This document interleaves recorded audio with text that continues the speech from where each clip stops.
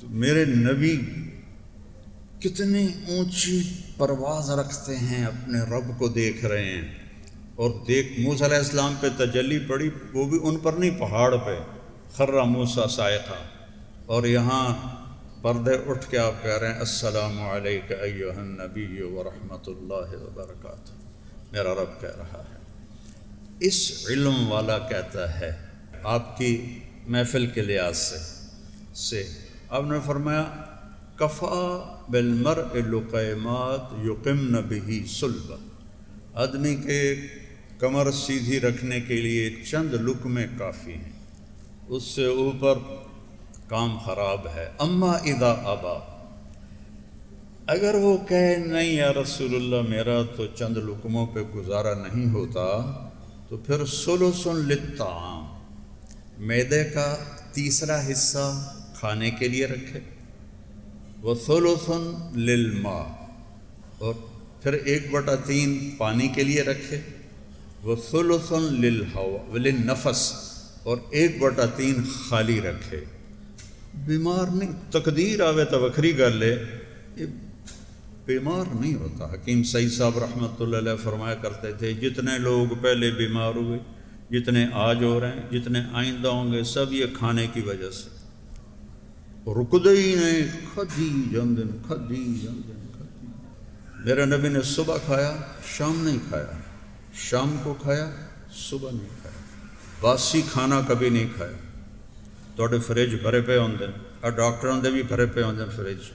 پھر ہمارے نبی نے صرف ایک دفعہ باسی روٹی کھائی.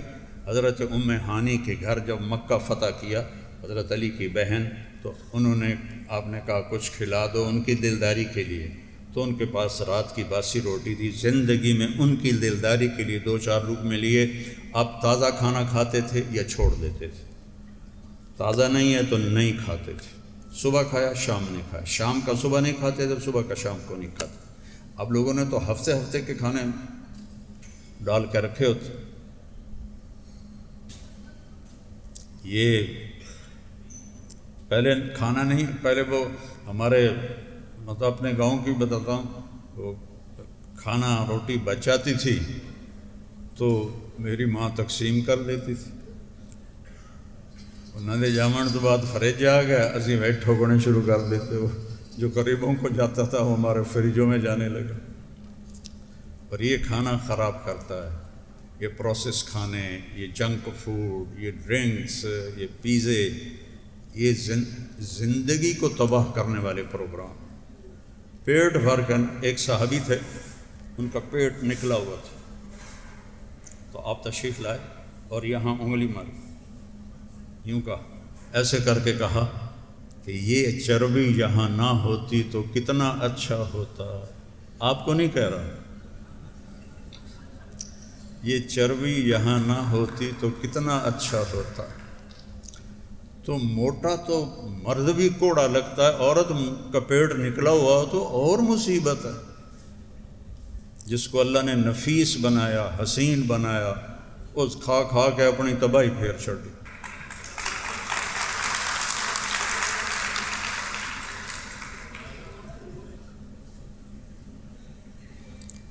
تو اپنے نبی کی زندگی پڑھو میرے بھائیو، پڑھو. اس میں اللہ نے دنیا اور آخرت کا ہر سامان چھپا کے رکھا ہے. اس کم بخت کو بھوکا رکھو، اس کو.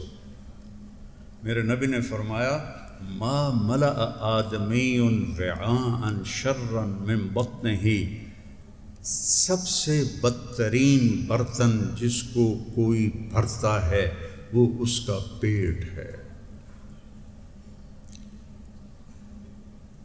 حضرت عمر رضی اللہ عنہ کے گھر میں ان کے لیے پکی ہوئی روٹی کو کوئی چبا نہیں سکتا تھا،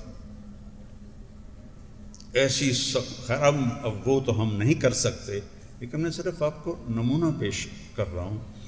کوفے میں 2 شخص آئے. ایک شخص آیا، کہا جی امیر المومنین سے ملنا ہے. تو حضرت علی سے ہی کہہ رہا تھا، وہ امیر المومنین تھے. کہا وہ آتے ہی ہیں. تھوڑی دیر کے بعد حسنین آ گئے، تو آپ نے اشارہ کیا تو وہ گئے ان کے لیے کھانا لائے. بہترین کھانا. اور وہ شخص جو تھا وہ ایک کونے میں بیٹھ کے ستو کھا رہا تھا، پھیکے ستو. تو وہ مہمان کہنے لگا یہ غریب بیچارہ ستو کھا رہا ہے، میرے آگے ایسا کھانا ہے، اس کو بھی بلا لو وہ بھی کھا لے. کہ یہی امیر المومنین ہیں جن سے تم ملنے کے لیے آئے ہو. ان کے ستو ان کی شہادت تک مدینے سے آتے تھے اور وہ کھاتے تھے، اور طاقت اتنے تھی کہ خیبر کا دروازہ پھاڑ دیا. اور میں نے استنبول میں آپ کی تلوار دیکھی، وہ تلوار ویکھ کے ڈر لگتا ہے، اتنی وزنی اور بھاری تلوار. تو اگر آپ اپنی صحت چاہتے ہیں تو اس کو بھی اصول بنائیں. ایک وقت میں کئی کھانے اکٹھے مت کریں، کھانے کے ساتھ میٹھے کو مت ملائیں، کھانے کے ساتھ میٹھے کو مت ملائیں، پیٹ بھر کے مت کھائیں. پہلے چاول کھاندے ہیں پھر روٹی نہیں شروع ہو جاندے، پہلے روٹی کھاندے ہیں پھر چاول نہیں شروع ہو جاندے.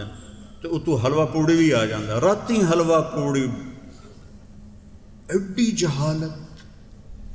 سب کچھ کھا کے حلوے پوڑی کھا رہے ہوں. پھر سیون اپ پیندن تو کاربن ڈائی آکسائڈ ہے وہ باہر نکل جاندے ہیں. شکر ہے ہاضمہ ہو گیا. وہ ہاضمہ نہیں ہویا، تیرا ستیہ ناس ہو گیا. تو اپنے نبی والی سیرت کو اپنائیں.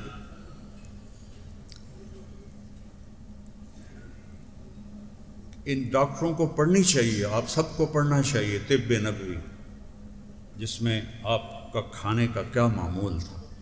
میں نے ایک دفعہ پروفیسر ڈاکٹر عبدالواحد صاحب تھے رحمۃ اللہ علیہ، وہ پرنسپل بھی بنے نشتر کالج کے. تو ان کو میں نے وہ علامہ ذہبی کی ہے طب نبوی، اس میں تھا کہ کس کو کس کے ساتھ نہیں کھاتے تھے، وہ میں نے سنایا. کہنے کہ جو شخص اس پہ عمل کرے گا بس مر جائے گا، بیمار نہیں ہوگا. تو حجامہ بھی ہو اور حجامہ کے ساتھ میرے نبی کی بتائی ہوئی ترتیب زندگی بھی کھانا بھی ہو. میں دبئی میں تھا تو ایک یہ جو غذا کے ماہر ہوتے ہیں نا، کیا کہتے ہیں ان کو، نیوٹریشنل، انڈیا کا تھا، میرا دوست تھا. تو میں گیا تو مجھے ہارٹ اٹیک ہو چکا تھا.